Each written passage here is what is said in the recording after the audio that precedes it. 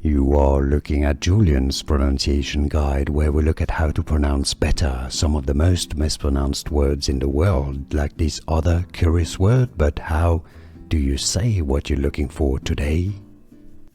Let's learn how to pronounce this word from Spanish in Spanish, and how to say rice, as in the food. How to say rice in Spanish. So let's start with the Spanish pronunciation.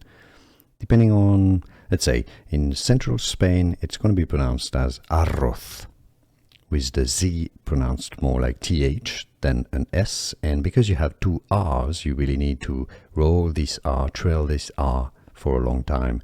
Arroz, arroz, okay?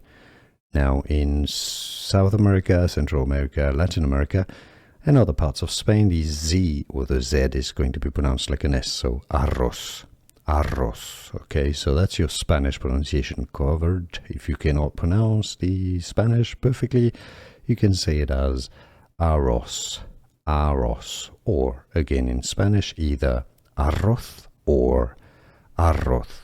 Sorry, arroz or arroz. Here are more videos on how to pronounce more confusing words and names too many mispronounced. Like this video if you found it useful. I appreciate your support. I'll see you soon, and thanks for watching.